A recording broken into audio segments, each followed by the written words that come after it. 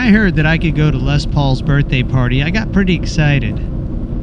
Bought some tickets, and when that fateful day came, June 8th, 2013, I got my video camera, gassed up the car, and took off for Mahwah, New Jersey. That's about 3 hours from Corryville, Pennsylvania. I didn't know what to expect, but I was gonna make a day out of it. And someday it was.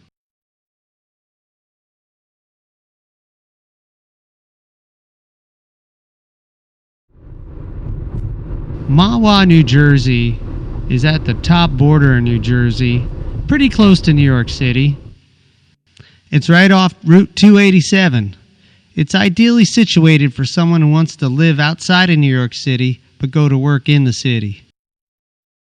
The Mahwah Museum is small, but they do a great job with the space they have. It's laid out well for the amount of artifacts and history that they want to show you. And the Les Paul exhibit is no exception. It was fantastic. Loads of guitars and interesting photos to see. One of the most amazing exhibits is one of the original log guitars. Yeah, that's right, I said log. Like a log you find out in the woods, a big dumb piece of wood. Well, now it's a big dumb piece of history. That log guitar may seem primitive, but over the years Les Paul refined his designs and models, and now some people think the Gibson Les Paul is the most refined production guitar in the world. The Les Paul model may be the most iconic guitar in history. It rivals the Stratocaster in that department. You can fight it out amongst yourselves. Anyway, the Les Paul is a single cutaway guitar. Usually it has humbucker pickups. There are a few exceptions. And it's known for its rock and roll heavy sound. But you really could play jazz, country, or anything you want on it. The Les Paul can be seen with bands like Lynyrd Skynyrd, Guns N' Roses. Jeff Beck has a Les Paul. You can check it out on the album called Wired. There was some guy named Jimmy Page in Led Zeppelin. I think he played a Les Paul.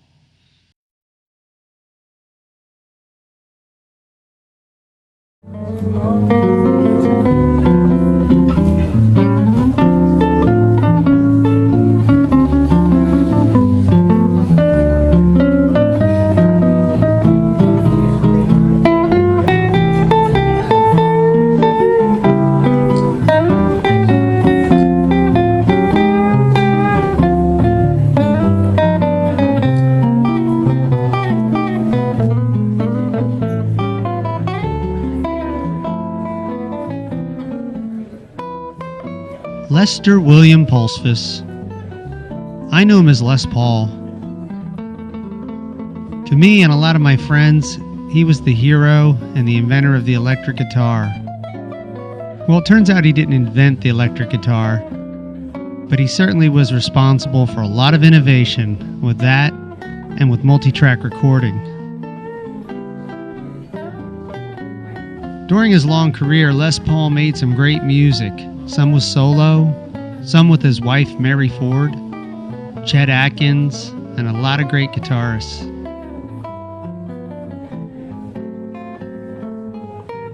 Les Paul had radio hits, album sales, his own TV show. And perhaps more importantly to the musicians, Les Paul had a line of guitars made by Gibson and Epiphone. If you wanted to be a rock star, many of us felt you needed the Les Paul model.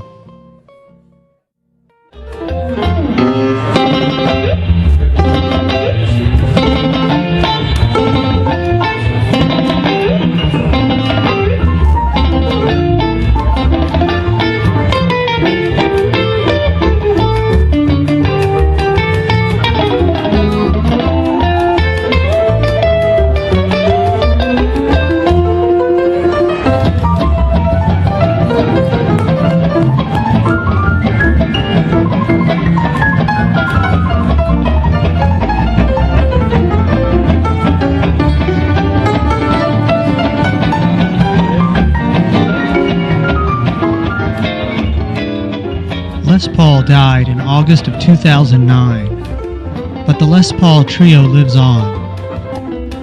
Les Paul's friend Lou Paulo and other talented musicians keep the Les Paul Trio going. I can't say I know about Les Paul's personal friends, other than the greats Bucky Pizzarelli and Lou Paulo, but I can tell you a lot of people wanted to play with him. George Harrison, Jeff Beck, Richie Sambora, and Keith Richards from the Rolling Stones.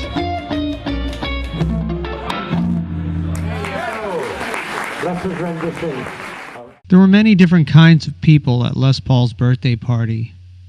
Some were there to support the town of Mahwah and its museum. Some were there because they wanted a connection to the historical figure Les Paul. Some were guitar freaks. And some people just like a good time with great music. Play a little bit while you're doing it. Paul the whiskey on the bass, ladies and gentlemen. He's with the Les Paul Trio a long time. John Coliani.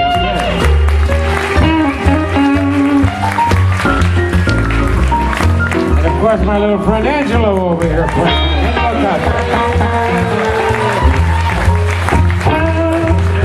We'd like to thank you, and we'd like to wish Les a happy birthday again, Les, wherever you are. And God bless you, and thank you for everything. And I have that DVD and CD out called Thank You, Les. And we were in Milwaukee last night. It was being played on PBS last night in Milwaukee. Tonight in Chicago, back to Milwaukee. And it was on Channel 13 in this area about a month ago. It'll be back on again on NJ, whatever it is. All the PBS stations. It's a great DVD. Paul's on it, John's on it, Nicky's on it, Les Paul Jr., everybody's on the CD and DVD. It's great. But thank you very much. God bless you. Good night.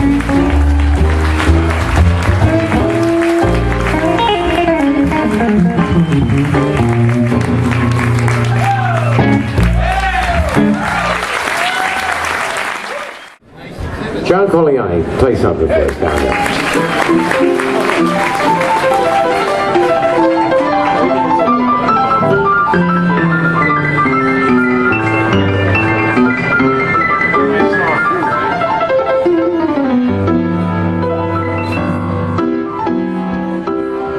The ride home wasn't as sad as I thought it would be.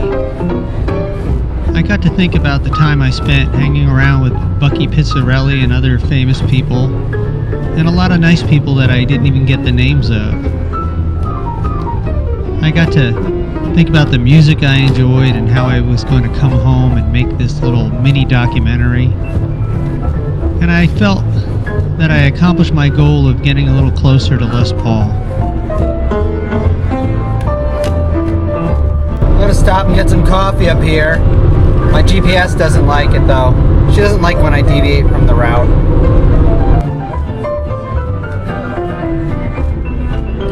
Well, I just got my first middle finger from a New Jersey driver, and I've only been on the road less than 2 minutes.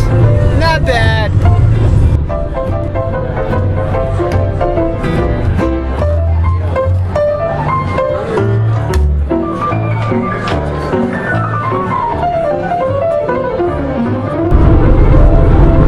Minutes, I'm going to pay a toll to get out of New Jersey. Isn't that funny? You have to pay to leave the state. Oh well. It's where I was born.